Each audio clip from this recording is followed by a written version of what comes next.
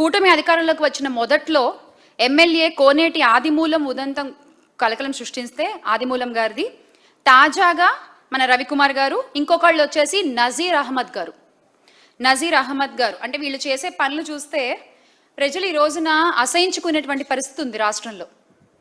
గుంటూరులో టీడీపీ మహిళా నేత షేక్ సూఫియా పురుగుల మందు తాగి ఆత్మహత్యం చేసుకునే పరిస్థితి వచ్చింది ఈ రోజున. గుంటూరు తూర్పు నియోజకవర్గం టీడీపీ ఎమ్మెల్యే ఎండి నజీర్ అహ్మద్ గారు, ఆ వీడియో కూడా చాలా వైరల్ అయింది, మీలో చాలామంది చూసే ఉంటారు.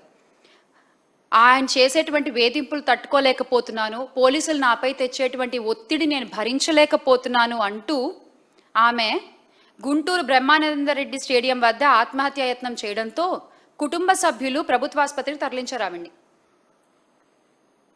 ఇది ఒక మహిళ పరిస్థితి ఈ రోజున కూటమి ప్రభుత్వంలో. మహిళలంటే తెలుగుదేశం పార్టీకి గౌరవం లేదు, ఇది అందరికీ అర్థమైపోయిన విషయం. మరొకసారి కూటమి ప్రభుత్వమే రుజువు చేసిన విషయం ఇది.